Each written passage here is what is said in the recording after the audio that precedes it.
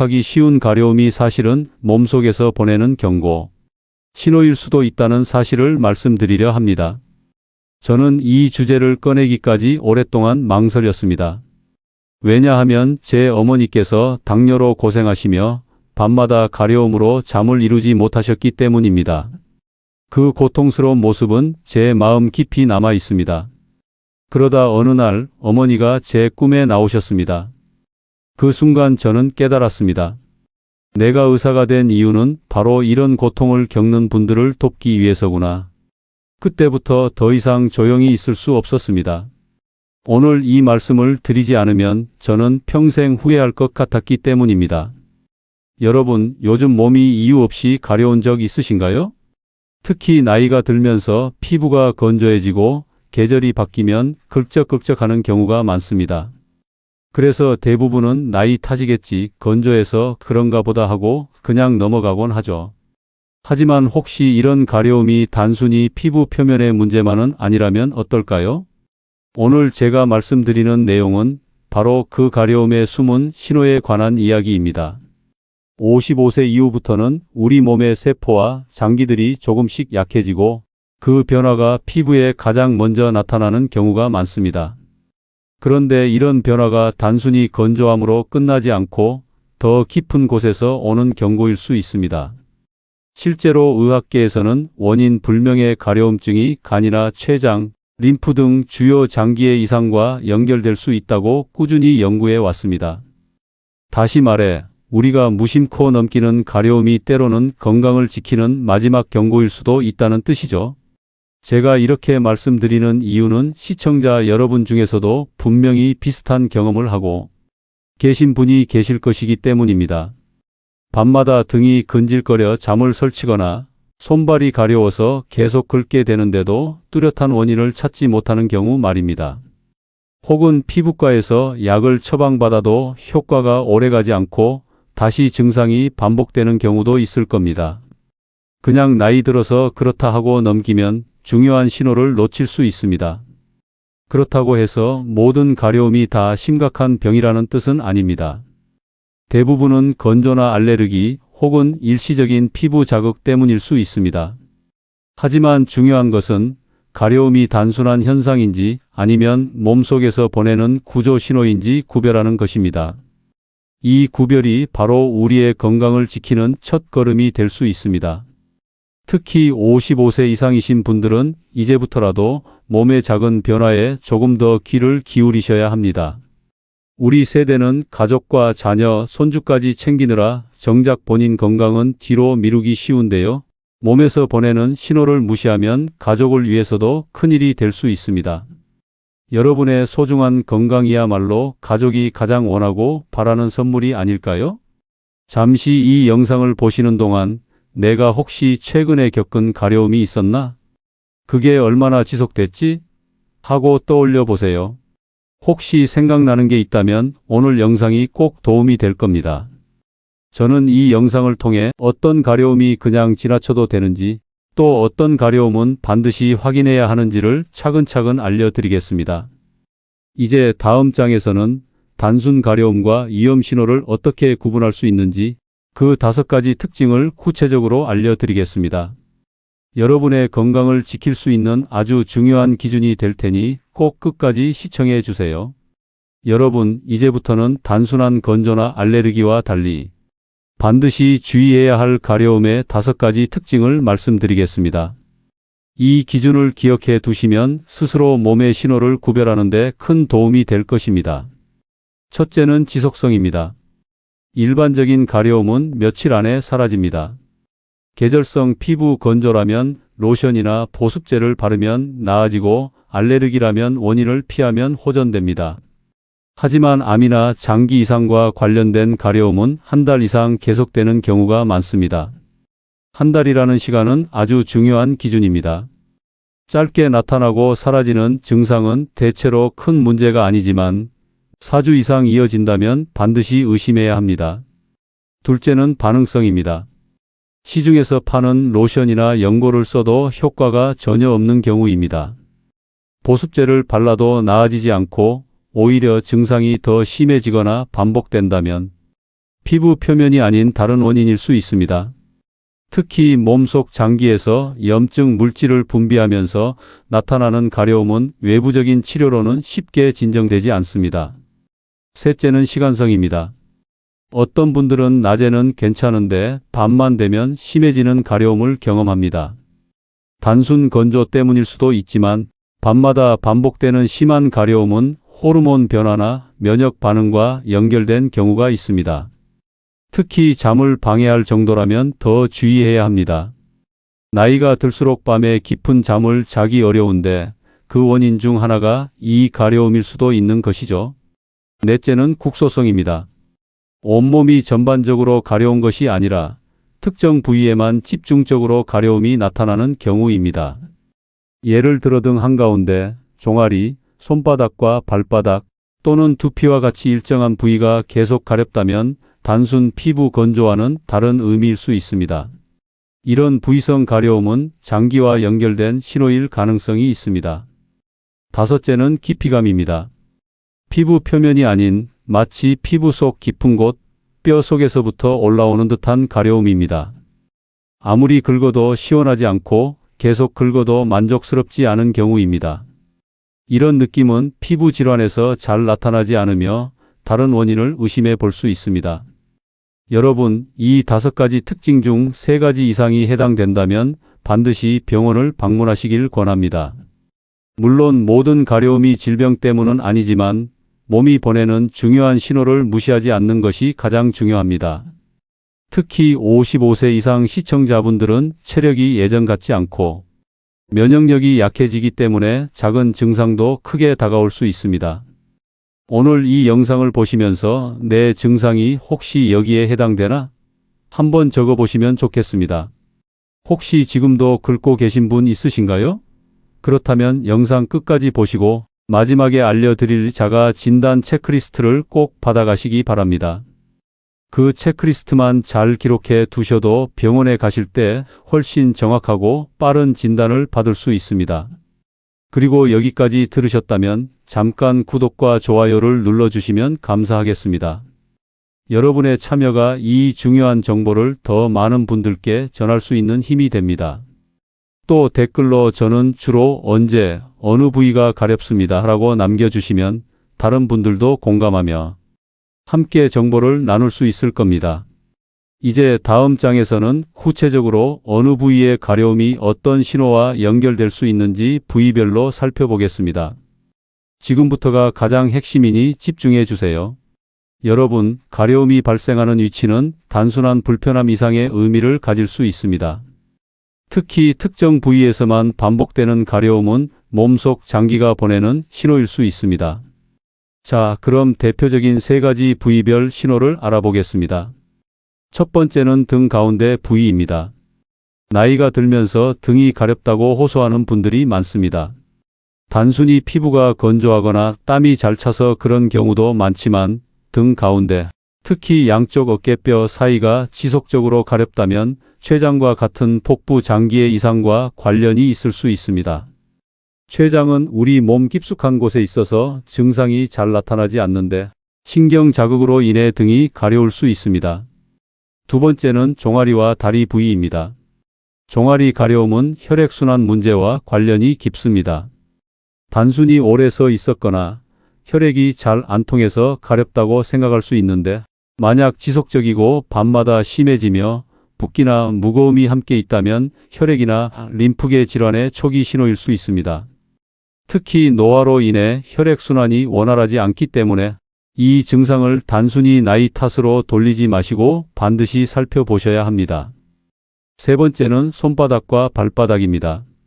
이 부위의 가려움은 생각보다 놓치기 쉽지만 특정 장기 이상과 관련이 있을 수 있습니다. 예를 들어 위장이나 폐, 대장과 같은 내장기관의 이상 신호가 손발로 나타나기도 합니다. 특히 피부가 두꺼워지고 각질이 심해지면서 가려움이 동반된다면 단순 피부 문제가 아닐 수도 있습니다. 여러분, 제가 말씀드린 이 3가지 부위 외에도 특정 부위에만 반복되는 가려움이 있다면 반드시 기록해 두세요. 언제 시작했는지, 얼마나 자주 나타나는지, 그리고 다른 증상은 없는지도 함께 적어 두는 것이 중요합니다. 병원에서 진료를 받을 때 큰 도움이 됩니다. 혹시 지금 보시는 분들 중에서도 맞아, 나도 등 가운데가 자주 가려워 하시는 분 계신가요? 그렇다면 영상 끝까지 보시고 마지막에 제가 알려드릴 체크리스트를 꼭 활용해 보시기 바랍니다. 여러분의 건강을 지킬 수 있는 소중한 도구가 될 겁니다. 구독과 좋아요는 무료입니다. 한 번의 클릭으로 앞으로도 이런 건강 정보를 놓치지 않고 받아보실 수 있으니 지금 눌러주시면 감사하겠습니다. 댓글로는 나는 주로 손발이 가려워요 같은 경험을 남겨주시면 다른 분들과 함께 공유할 수 있습니다. 다음 장에서는 조금 더 민감한 부위들, 즉 두피, 생식기, 그리고 유방 부위의 가려움에 대해 말씀드리겠습니다. 이 부분은 많은 분들이 대수롭지 않게 넘기지만 실제로는 중요한 의미가 있는 경우가 많으니 꼭 들어보시기 바랍니다. 여러분, 이제부터는 많은 분들이 쉽게 이야기하기 어려워하는 부위에서 나타나는 가려움에 대해 말씀드리겠습니다. 이 부분은 민감하기 때문에 대수롭지 않게 여기거나 숨기는 경우가 많습니다. 하지만 이런 신호야말로 조기 발견에 큰 역할을 할 수 있습니다. 먼저 두피입니다. 머리가 가렵고 탈모가 동반되는 경우를 겪으신 분들 많으실 겁니다. 보통은 샴푸나 스트레스 탓으로 생각하는데 만약 보습제나 탈모약에도 효과가 없고 두피 가려움이 지속된다면 혈액 이상과 관련이 있을 수 있습니다. 특히 쉽게 멍이 생기거나 잦은 감기와 피로감이 동반된다면 반드시 검진을 받아야 합니다. 다음은 생식기항문 부위입니다. 이 부위의 가려움은 흔히 단순 피부염이나 곰팡이 감염으로 생각합니다. 실제로 그런 경우가 많지만 장기간 치료에도 낫지 않는다면 해당 부위 장기의 질환과 관련이 있을 수 있습니다. 예를 들어 직장암이나 여성의 경우 자궁경부, 남성의 경우 전립선 이상 등이 초기에는 가려움으로 나타날 수 있습니다. 마지막은 유방 부위입니다. 특히 여성분들이 주의하셔야 합니다. 유방이 가렵고 붉어지면서 피부가 두꺼워지는 증상이 있다면 단순 습진이 아닐 수도 있습니다. 진행 속도가 빠른 염증성 질환일 수 있기 때문에 조금 있으면 낫겠지 하고 방치하면 큰일이 될 수 있습니다. 유방은 정기검진을 꼭 챙기셔야 하는 부위이기도 합니다. 이 세 가지 부위는 모두 민감하고 쉽게 말하기 어려운 부분입니다. 그렇기 때문에 더더욱 스스로 잘 살펴보고 의사에게 솔직하게 말하는 것이 중요합니다. 창피해서 숨기면 늦게 발견하게 되고 그만큼 치료가 어려워집니다. 여러분의 건강은 부끄러움보다 훨씬 더 소중합니다. 혹시 지금 듣고 계신 분들 중에서도 비슷한 경험이 있다면 주저하지 말고 댓글에 남겨주세요. 여러분의 경험이 다른 분들에게도 큰 도움이 될 수 있습니다. 그리고 아직 구독 버튼 안 누르셨다면 지금 눌러주세요. 앞으로도 이런 민감하지만 중요한 건강 정보를 계속 전해드리겠습니다.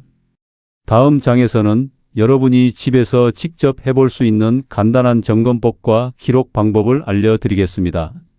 바로 실천할 수 있는 부분이니 꼭 메모하시면서 들어보시기 바랍니다. 여러분, 병원에 가기 전 스스로 할 수 있는 작은 점검만 잘해도 건강을 지키는 데 큰 도움이 됩니다. 지금부터 말씀드리는 방법은 단순 참고용이지만 실제로 많은 환자분들이 이 과정을 통해 내가 단순한 피부 문제가 아니라는 걸 깨닫고 병원에 와야겠다는 결심을 하기도 합니다. 자가 확인 습관이 조기 발견의 첫 걸음이라는 사실을 꼭 기억하시기 바랍니다. 보습제 반응 테스트. 먼저 말씀드릴 것은 보습제 반응입니다. 아주 간단합니다. 약국이나 마트에서 흔히 구할 수 있는 보습제를 준비해 주세요. 하루 3번, 아침, 점심, 저녁으로 꾸준히 같은 부위에 발라보시는 겁니다. 이 과정을 최소 일주일은 이어가야 의미가 있습니다. 단순 건조성 가려움 일주일 안에 호전됨, 피부염 알레르기성 가려움 절반 이상 줄어든, 내과적 이상 가능성 거의 차도 없음 혹은 심해짐. 이렇게 단순한 방법만으로도 피부성 가려움인지 다른 원인인지 구분하는 데 도움을 얻을 수 있습니다. 중요한 건 결과를 기록하는 겁니다. 단순히 좀 나아진 것 같아라고 느끼는 것보다 얼마나 줄었는지 퍼센트로 적는 것이 진료 시 큰 차이를 만듭니다. 기록하기. 여러분, 의사 선생님들이 가장 답답해하는 게 뭔지 아세요? 바로 환자분들이 언제부터 아팠는지, 얼마나 지속됐는지 잘 기억을 못 하시는 경우입니다. 그래서 증상 기록이 중요합니다. 시작일 가려움이 처음 시작된 날짜, 지속기간 며칠째인지 몇 주째인지, 가장 심한 시간대 아침 낮밤 중 언제 심한지, 부위 몸 그림에 표시하거나 메모.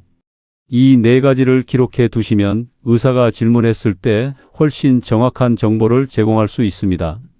예를 들어 밤마다 심하고 2달째 지속되며 손바닥에 집중적으로 나타난다라는 정보는 진단 방향을 크게 좁혀줍니다.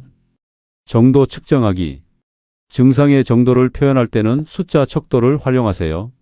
예를 들어 0은 전혀 가렵지 않음, 10은 참을 수 없이 가려움으로 정합니다. 매일 하루에 한 번씩 기록해 보세요.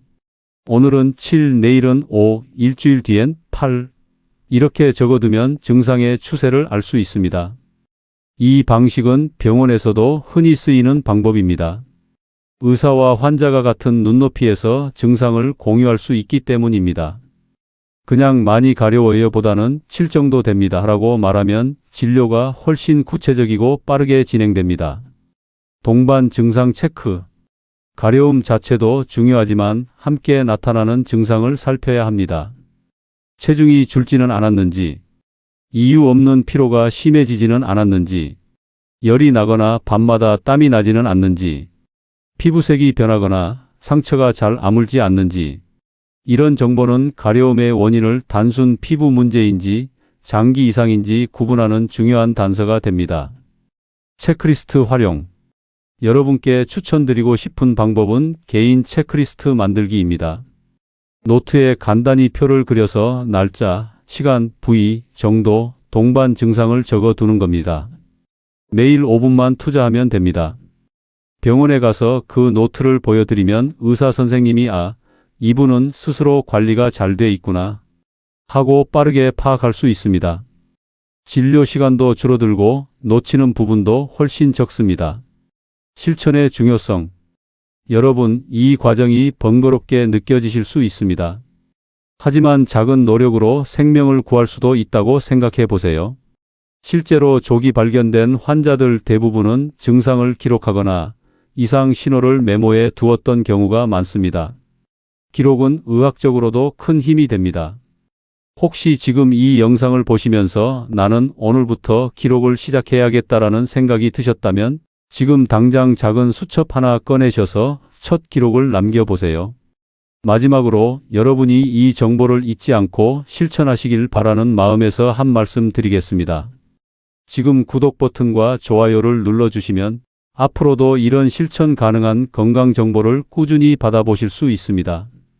댓글로는 오늘부터 체크리스트 작성 시작합니다 라고 남겨주세요. 다른 시청자분들에게도 큰 동기부여가 될 겁니다. 이제 마지막 장에서는 왜 우리가 이렇게까지 노력해야 하는지 조기 발견이 주는 힘과 구체적인 실천 방법을 말씀드리겠습니다. 끝까지 함께 해주세요. 여러분, 마지막으로 꼭 드리고 싶은 말씀이 있습니다. 바로 조기 발견의 힘입니다. 우리는 흔히 병은 무섭다, 특히 암은 치명적이다라고 생각합니다. 하지만 의학이 발전하면서 조기에 발견하면 대부분은 치료가 가능해졌습니다. 문제는 우리가 그 신호를 놓치고 지나친다는 데 있습니다. 조기 발견이 왜 중요한가? 세계보건기구 통계에 따르면 암을 초기 단계에서 발견했을 때의 5년 생존율은 90% 이상으로 보고됩니다. 반대로 3기 이후에 발견되면 30% 이하로 떨어집니다. 단순한 숫자 같지만 사실은 우리의 삶과 직결된 현실입니다. 즉, 가려움과 같은 작은 증상에서 출발해 조기에 발견했다면 치료 가능성이 몇 배 이상 높아진다는 뜻입니다. 가렵다는 이유만으로 병원을 찾는 게 어색하게 느껴질 수 있지만 그 선택이 여러분의 건강을 지키는 가장 확실한 방법이 될 수 있습니다. 불안은 줄이고 의심은 유지하라. 모든 가려움이 중대한 병이라는 건 아닙니다. 실제로 병원에 오는 환자 중 대부분은 피부 건조나 단순 피부염입니다. 하지만 중요한 것은 그 몇 명의 환자에서 발견되는 중대한 질환을 놓치지 않는 것입니다. 여러분이 하셔야 할 일은 지나친 걱정이 아니라 적절한 의심입니다. 작은 변화에도 귀 기울이고 필요하다면 병원을 찾아 확인하는 것. 이게 바로 건강을 지키는 지혜입니다. 가족과 함께 지키는 건강. 여러분의 건강은 가족과도 연결되어 있습니다. 지금 영상이 끝나면 가족에게 이렇게 물어보세요. 요즘 어디 가려운 데 없어? 밤마다 가려워서 잠을 설친 적 없어? 이 짧은 질문 한마디가 사랑하는 사람의 생명을 구할 수도 있습니다. 부모님, 배우자, 형제, 자녀 모두에게 해당되는 이야기입니다. 특히 55세 이상 세대에서는 이런 작은 대화가 큰 예방책이 될 수 있습니다. 정기검진의 중요성. 또 하나 빼놓을 수 없는 게 바로 정기검진입니다. 우리나라에는 국가검진 제도가 잘 마련되어 있습니다. 이 제도를 적극 활용하세요. 가려움 같은 신호와 정기검진이 결합된다면 대부분의 질환은 충분히 조기 발견이 가능합니다. 마음가짐과 실천. 마지막으로 드리고 싶은 말은 긍정적인 마음입니다. 병을 의심하는 것과 불안에 휩싸이는 것은 다릅니다. 혹시나 하는 마음으로 확인하는 것은 지혜이지만 나는 분명 큰 병일 거야 라고 두려워하는 것은 오히려 건강을 해칠 수 있습니다.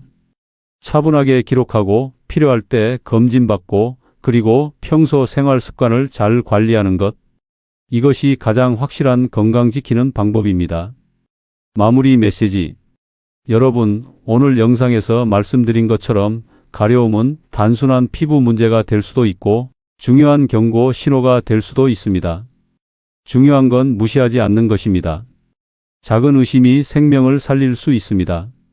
혹시 오늘 내용이 도움이 되셨다면 지금 구독 버튼과 좋아요 눌러주시고 댓글로 저는 가족에게 오늘 꼭 물어보겠습니다 라고 남겨주세요. 여러분의 경험과 다짐은 다른 분들에게도 큰 힘이 됩니다. 여러분, 암은 더 이상 불치병이 아닙니다. 조기에 발견하면 이길 수 있습니다.